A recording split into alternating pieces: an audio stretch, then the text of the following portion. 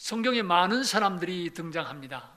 그런데 그 사람들 가운데서 그 인간적인 면모가 아주 여실하게 느껴지는 한 사람이 있다고 하면 아마도 야곱을 들을 수 있을 것 같습니다. 야곱의 인생의 모습을 보면 참 재미난 스토리들이 많이 있습니다. 여러분, 아름다운 여인을 얻기 위해서 14년을 열심히 일했습니다. 얼마나 라헬이 이뻤는지 모르겠습니다만 어쨌든 그 여인 얻기 위해서 14년의 세월을 열정적으로 외삼촌 집에서 일했던 사람입니다. 뺏기고 지는 것은 못 견디는 성격이어서 태어날 때부터 형의 발꿈치를 잡고 나왔습니다. 장자의 그 신분, 장자의 특권을 뺏기 위해서 어머니와 공모해서 앞을 잘 못 보시는 아버지의 시력의 약함을 이용해서 그 축복을 또한 빼앗습니다. 하나님의 도우심으로 큰 재산을 모아서 고향으로 돌아오는 길에 형 에서와의 만남을 앞에 두고 내가 쌓은 모든 재물이 나의 미래를 보장해 줄 수 없다고 하는 것, 형과의 만남을 책임져 줄 수 없다고 하는 사실을 깨달으면서 하나님의 손을 붙들지요. 천사와 씨름하면서 당신이 나를 축복하지 않으면 내가 떠나갈 수가 없습니다. 소유에 대한 집착과 개념이 깨어지는 아픔도 경험했던 사람입니다. 이런 여실한 인간적인 면모를 보여줬던 야곱은 결국 야곱이라고 하는 이름 대신에 야복강가에서 이스라엘이라는 새로운 이름을 받습니다. 성경에서 새로운 이름을 받았다고 하는 것은 새로운 존재로 태어났다는 것을 의미하는 것입니다. 여러분, 이런 야곱의 삶 속에서 오늘 본문 말씀은 우리에게 새로운 일깨움을 주는 귀한 메시지를 담고 있습니다. 먼저 그 배경을 좀 34장의 배경을 살펴볼 필요가 있습니다. 야곱이 이 세겜이라고 하는 곳에 머물 때였습니다. 야곱의 자녀 가운데 외동딸인 디나가 이 세겜성 여인들을 보러 나갔다가 그만 그 추장 세겜에서 강간을 당하게 됩니다. 이렇게 성폭행을 행한 세겜이지만 이 디나를 깊이 사랑해서 어떻게 하면 이 디나와 함께 결혼해서 살아갈 것인가, 아버지 하몰이라고 하는 사람을 통해서 청혼을 합니다. 선물이 필요하다면 무엇이든지 다 주겠습니다. 그러니 그 디나와 결혼할 수 있게 해주십시오. 그때 야곱의 아들들이 이야기합니다. 위장 전술로, 거짓 전술로 접근합니다. 당신이 우리 누이 동생 사랑하는 건 좋은데 우리는 할례 받은 하나님의 백성입니다. 그렇기 때문에 아무나 결혼할 수가 없습니다. 그러기에 당신들이 모두 할례를 받는다고 하면 그때 우리는 같이 결혼하고 또 이 성에서 같이 살 수도 있습니다. 세겜과 그 아버지 하몰이 성한 남자들을 다 설득해가지고 할례를 받습니다. 할례를 받고 아직도 고통 속에 있는 한 사흘이 지났을 때 바로 디나의 오빠인 두 사람이 가서 복수를 하게 됩니다. 세겜성 사람들을, 남자들을 다 죽이고 그 성을 약탈하는 일이 벌어지게 되었습니다. 이 사건은 오랜만에 고향에 돌아와서 새롭게 살아가려고 하는 야곱에게 큰 걱정을 안겨주었습니다. 세겜성 사람들을 다 죽여버렸으니까 이 가나안 땅에서 이제 앞으로 살아갈 길이 막막해진 것입니다. 이 소식이 알려지면 바로 이 가족이 살아남기 어려운 그런 어려운 상황 속에 직면하게 된 것입니다. 이 고민과 미래에 대한 염려 속에 쌓였던 야곱에게 하나님께서 말씀하십니다. 베델로 올라가라. 베델로 올라가라고 말씀하시는 것입니다. 여러분, 이 말씀을 묵상하면서 우리가 먼저 생각하고 싶은 건요, 뭔가 우리 인생이 좀 새롭게 살아가려고 할 때 그 길이 활짝 열리면 얼마나 좋겠습니까? 근데 어떤 때는 새롭게 살아가려고 할 때 고난이 다가올 수 있고 문제가 다가올 수 있고 예상치 않았던 사건들이 일어날 수가 있습니다. 하나님 그래도 무언가 새롭게 살아가려고 하는데 잘 열어주시지는 못할 망정 왜 이런 어려움이 다가와야 됩니까? 라고 하는 하나님께 대한 질문을 제기할 때가 종종 있습니다. 이 문제에 대해서는 제가 내일 저녁 시간에 이 고난의 문제를 다룰 적에 조금 더 자세히 말씀드리겠습니다. 그런데 여러분, 한 가지 말씀드리고 싶은 것은 이 고난과 아픔이 다가왔을 때 야곱에게 예기치 못했던 일이 일어났을 때 이 일은 바로 베델로 올라가라고 하는 하나님의 음성을 듣는 계기가 되었다고 하는 것입니다. 우리의 앞길에 어려움과 문제가 다가와서 길을 막을 때, 그 고통과 어려움의 때는 힘들고 어려운 시간이지만 그때는 또한 하나님이 가장 가까이 계신 때입니다. 하나님의 음성을 들을 수 있는 기회가 될 수 있습니다. 그러기에 위기는 위험스럽지만 언제나 또한 기회가 될 수 있는 것을 성경은 말해주고 있습니다. 어쨌든 내일 저녁 시간에 조금 더 말씀을 드리겠습니다. 여러분, 야곱이 들은 베델로 올라가라고 하는 이 말씀이 갖는 의미는 무엇입니까? 왜 하나님께서는 야곱에게 베델로 올라가라고 말씀하신 것입니까? 이 말씀 속에 담겨진 의미는 무엇입니까? 우리는 이 물음에 대한 대답을 위해서는 창세기 28장으로 돌아가서 베델에서 일어났던 사건을 돌이켜볼 필요가 있습니다. 야곱이 형을 속여서 아버지 이삭으로부터 장자가 받을 축복을 빼앗은 후에 야곱은 더 이상 한 가정에서 살아갈 수 없는 그런 어려움 속에 직면하게 됩니다. 여러분, 빼앗으려고 하는 사람이 있게 되면 인간관계가 깨지는 것은 당연한 것입니다. 자칫하면 이 동생이 죽을 위험 속에 직면하는 것을 깨닫게 된 어머니 리브가는 이 형제의 관계가 최악의 상황에 이른 것을 보면서 동생 야곱을 자신의 오빠가 사는 라반이 사는 곳으로 보내게 됩니다. 사랑하는 부모 정든 고향을 하루아침에 떠나서 나그네의 길에 오른 이 여정이 야곱에게 펼쳐지게 되었습니다. 가는 길에 하루는 날이 저물어서 길에서 돌을 베개하고 자게 됩니다. 그런데 그 밤에 신기한 일이 벌어진 것입니다. 꿈에 땅에서부터 하늘까지 사닥다리가 연결되고 하나님의 사자가 그 사다리 위로 오르락내리락 하는 것을 보게 됩니다. 그리고 하나님께서 말씀하십니다. 나는 여호와니 너희 할아버지 아브라함의 하나님이요 내 아버지 이삭의 하나님이라. 내가 누워있는 땅을 내가 너와 내 자손에게 주리니 내 자손이 땅의 티끌같이 되어 서쪽과 동쪽 북쪽과 남쪽으로 퍼져갈지며 땅의 모든 족속이 너와 내 자손으로 말미암아 복을 받으리라. 내가 너와 함께 있어 내가 어디로 가든지 너를 지키며 너를 이끌어 이 땅으로 돌아오게 할지라. 내가 내게 허락한 것을 다 이루기까지 너를 떠나지 아니하리라. 아브라함이 고향을 떠날 때 주셨던 약속입니다. 갈 바를 알지 못하고 떠날 때 하나님께서는 세 가지 약속을 통해서 아브라함의 미래가 어떻게 될 것을 말씀하셨습니다. 내가 땅을 주겠다. 그 다음에는 내 자손이 하늘의 별과 같이 바닷가의 모래와 같이 많아질 것이다. 너는 복의 근원이 되어서 너로 말미암아 모든 사람이 복을 받을 것이다. 여러분, 아브라함은 유목민이었습니다. 땅을 주겠다고 하는 말의 의미는 무엇입니까?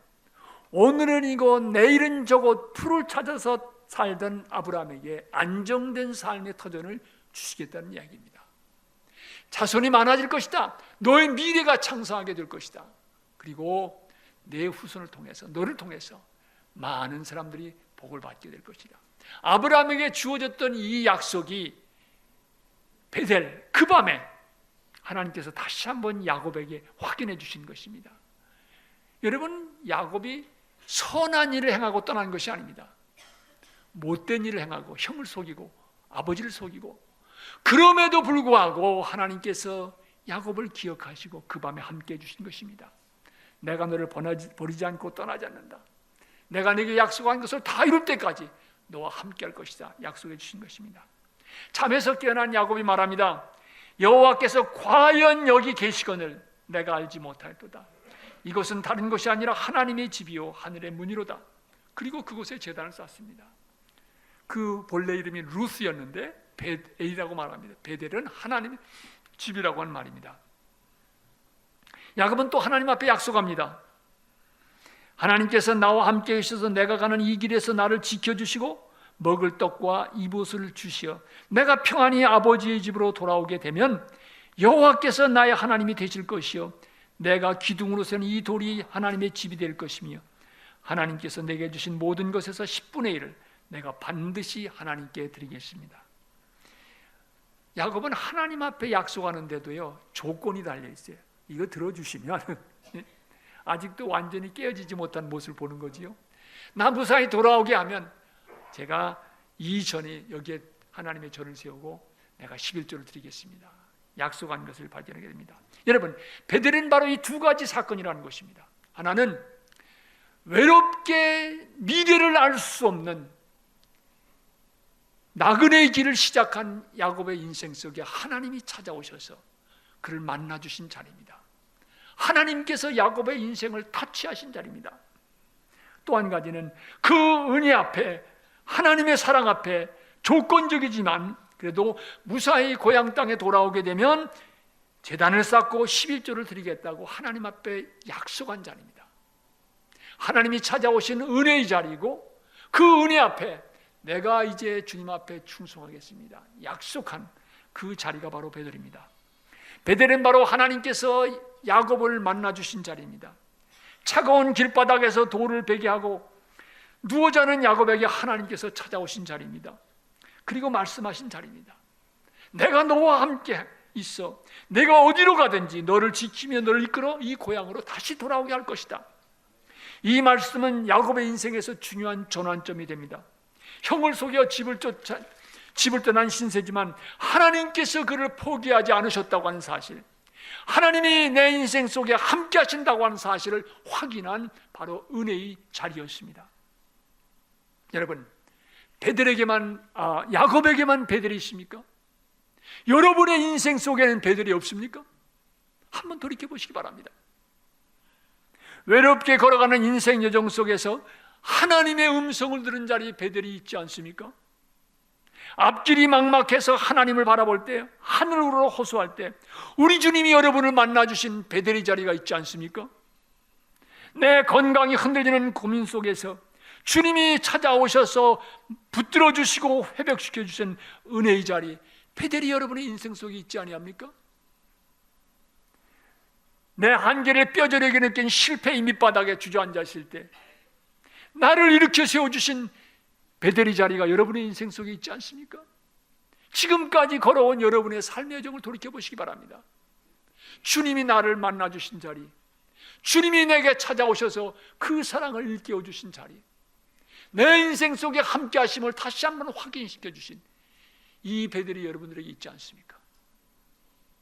저는 근본 부흥회를 통해서 이 베델을 되찾으시길 바랍니다.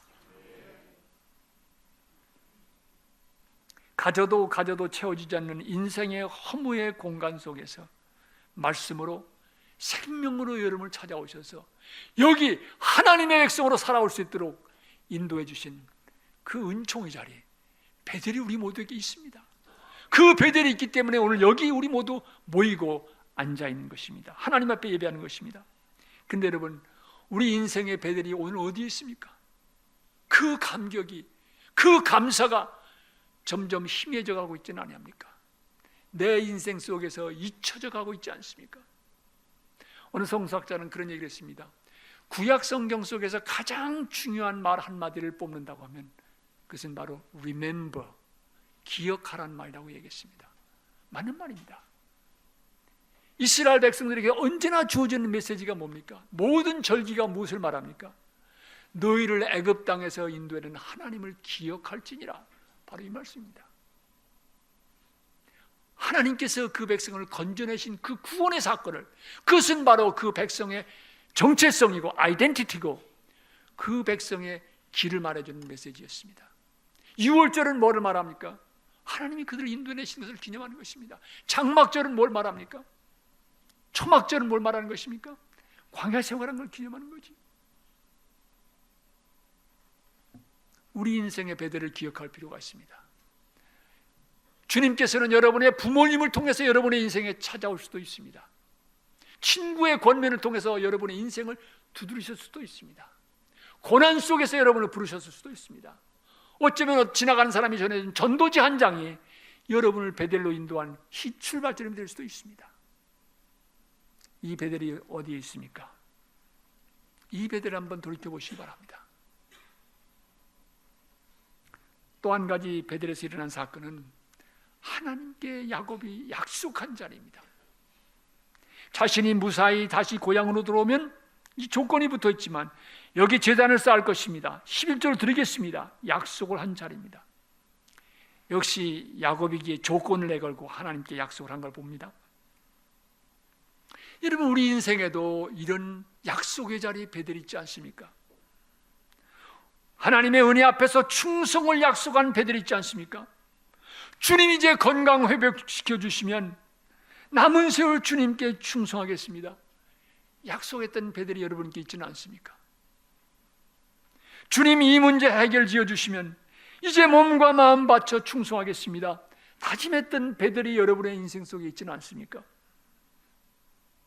주님, 우리 자녀 이 문제, 이 길 열어주시면 앞으로 충성하겠습니다. 다짐했던 베델이 여러분의 인생 속에 있지 않습니까? 주님이 이 기도 들어주시면, 부르짖는 나의 간구 들어주시면 이제는 제대로 믿음 생활 해보겠습니다. 주님께 약속드렸던 베델이 우리의 인생 속에 있지는 않습니까? 여러분, 그 약속의 자리 베델이 어디에 있습니까?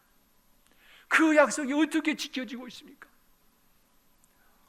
오늘 제가 이 성전에 들어왔을 때 우리 같이 부른 찬송이 내 주를 가까이 하게 하면 십자가 짐 같은 고생인데, 저는 그 찬송을 들으면서 제 생각은 1967년 세브란스 병원에서 술 받던 그 시간으로 돌아갔습니다. 정말 어렵고 힘들 때 내 주를 가까이 한다는 것이 너무도 괴롭고 힘든 일이지만 내 일생 소원은 그래도 늘 찬송하면서 주님께 더 나가고 싶습니다. 꿈에도 소원이 늘 찬송하면서 주께 더 나가기 원합니다. 그 찬송을 부르면서 Remember, 저의 베델을 다시 한번 돌이켜볼 수가 있었습니다. 여러분, 하나님 앞에 드렸던, 우리 모두 세례받은 사람들은 하나님 앞에서 세례받을 때 약속들 하지 않았습니까? 다 우리 모두 약속한 존재들입니다. 어쩌면 그 순간이 우리의 베델일 수도 있습니다. 그런데 그 약속이 지금 어디가 있습니까? 바쁘고 쫓기는 현대생활 속에서 약속의 자리 베델을 잃어가고 있지 않습니까? 까맣게 잊어가고 있지 않습니까?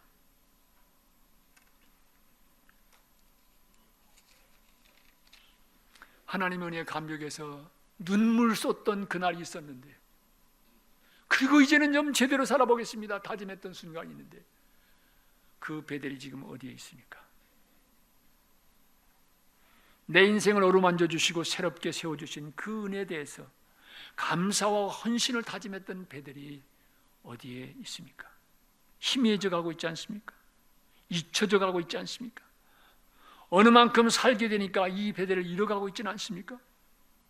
여러분, 어디에서 떨어지셨습니까? 언제부터 감사의 마음이 시들해지셨습니까? 언제부터 처음 사랑을 잃어버리셨습니까? 언제부터, 어디서부터 주님께 드렸던 헌신의 약속을 잊어가기 시작하셨습니까? 한국교회도 마찬가지입니다. 그 어렵고 힘든 세월, 주님 찾아오셔서 우리를 세워주시고 세계 기독교 역사상 유례없는 발전과 부흥의 역사를 주셨는데, 수많은 베델을 우리에게 주셨는데, 오늘 그 교회들이 어디에 있습니까? 어떻게 해서 기독교가 개독교로 불리는 이 안타까운 현실을 맞이하고 있습니까? 어떻게 베델의 감사와 감격을 잃어버리고 법정 싸움에 교회가 멍들어가는 이 현실이 이렇습니까? 한국 사회도 마찬가지입니다. 얼마나 가난했던 일입니까? 젊은 세대는 잘 모를지 모릅니다. 6.25 전쟁 후에 미군들이 가져다 주는, 또 연합감력에서 보내주는 구호물자로 가루, 여기 분유 받아보신 분들 많이 계실 거예요. 좀 연세가 드신 분들은요. 그러면서 살았습니다. 정말 가난하게 살았습니다. 그래도 하나님 붙들고 희망이 있다고 생각하고 살아왔습니다. 그런데 오늘 이렇게 잘 살게 되면서 그만큼 이런 축복을 주신 하나님 앞에 보답하는 우리 백성들입니까? 베델을 잃어버리고 있지 않습니까? 미국도 마찬가지입니다. 세계 그 어느 나라보다도 풍요한 땅인데 정말 주님께 대한 감사를 잃어가고 있는 것이 안타깝습니다.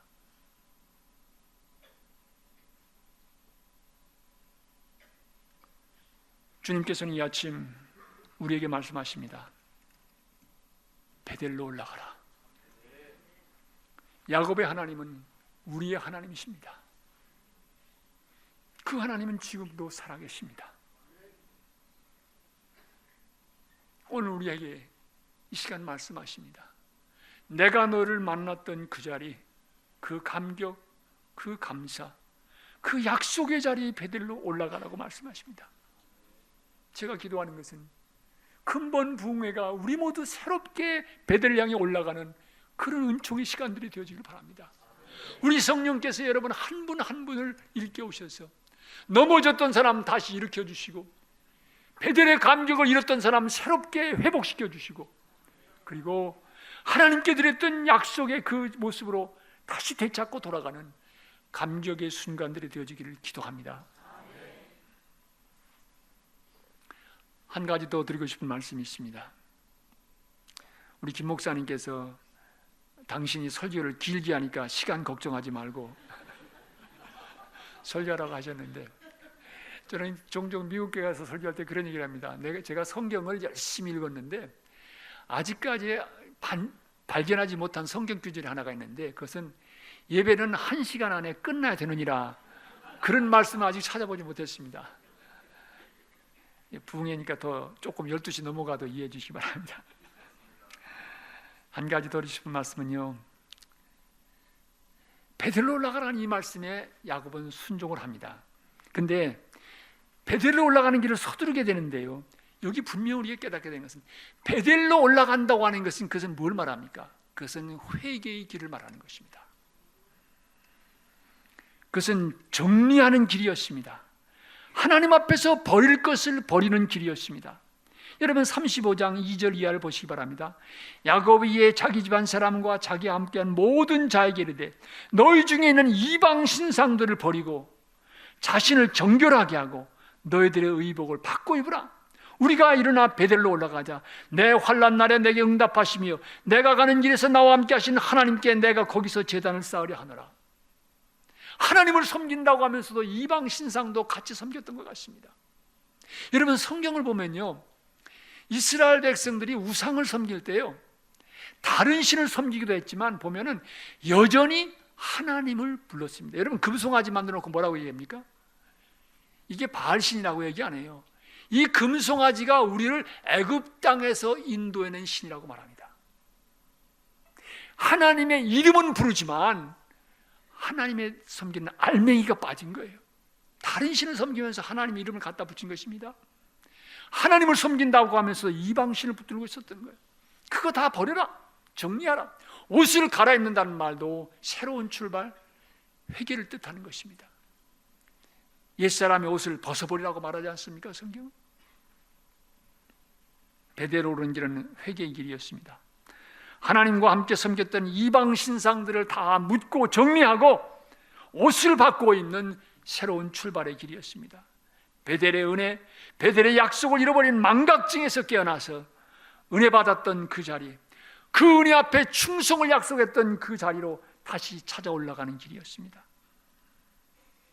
여러분, 오늘 교회에서 안타깝게 느껴지는 것은 많은 경우 오늘 우리는 회개의 눈물을 잃어버렸습니다. 회개라고 하는 말이 그렇게 인기 있는 말이 아닙니다. 내가 뭘 잘못했는데 회개하라고 하느냐? 한 번은요, 제가 이제 죄에 대한 설교를 하면서 이제 회개해야 된다는 설교를 했더니 나가시는 분이 그래요. 목사님, 멀쩡한 사람들 앉혀놓고 왜 아침부터 죄인이라고 야단치세요? 여러분 사실요, 기독교의 복음은 good 뉴스, 기쁜 소식이기 이전에 sad 뉴스입니다. 슬픈 소식입니다. 그건 뭐냐면은 우리 모두가 하나님 앞에 죄인 되었다고 하는 것입니다. 우리가 예수 그리스도의 구원의 은혜에 대한 감격이 왜 메마르고 시원치 않습니까? 자기 자신의 부족한 모습을 깊이 있게 하나님 앞에서 보지 못했기 때문입니다. 도덕적인 기준으로 말하는 거 아닙니다. 법률적인 기준으로 말하는 건 아닙니다. 하나님 앞에선 존재이기 때문에 죄를 말하는 것이고, 하나님 앞에선 존재이기 때문에 회개를 말하는 것입니다. 회개라고 하는 것은 방향을 돌이키는 것입니다. 회개의 눈물을 잃어버렸다고 하는 것은 하나님 앞에서 깊이 있는 자기 성찰, 깊이 있는 새로운 출발의 역사를 잃어버렸다고 하는 것을 뜻하기도 합니다. 베델을 잃어버린 길에서 베델을 되찾는 것은 바로 회개의 길에 나서는 것입니다. 적당히 세상과 타협해 살아온 맛을 잃어버린 소금의 모습을 돌이키고 진정한 소금과 빛의 사람으로 태어나는 것입니다. 우리도 모르는 사이에 물질에 오염된 오늘의 교회와 성도들의 삶에서 돌이키는 것입니다. 여러분, 회개는 분명히 위험한 것입니다. 고통스러운 것입니다. 왜냐하면 내가 오늘 편안하게 느끼는 이 컴포트 존, 편안한 이 자리에서 뛰쳐나와야 하기 때문입니다. 이것이 깨어져야 하기 때문입니다. 익숙하게 굳어진 내 인생의 우선순위를 바꿔야 하는 것이기 때문입니다. 적당히 믿던 사람에게 진실로 신실되게 믿는 사람으로 돌이킨다고 하는 것은 분명한 도전입니다. 세상의 음성을 쫓다가 내 음성 깊은 곳, 내 영혼 깊은 곳에서 말씀하시는 하나님의 음성을 쫓기 시작하는 것은 분명히 도전이 될 수가 있습니다.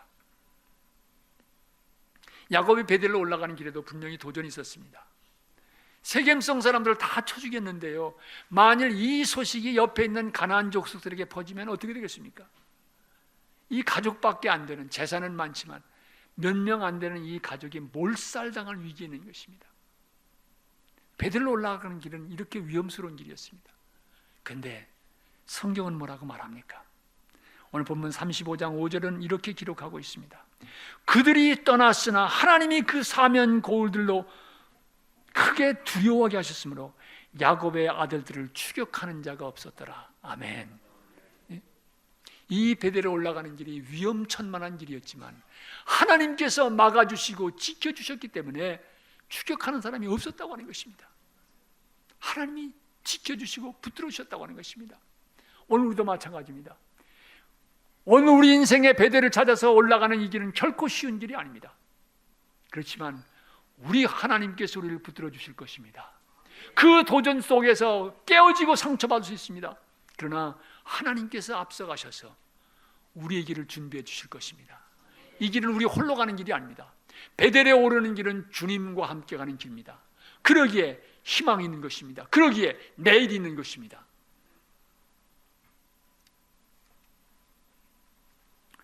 여러분, 베델로 올라가십시다. 네? 하나님을 만난 은혜의 자리 베델로 나아가십시다.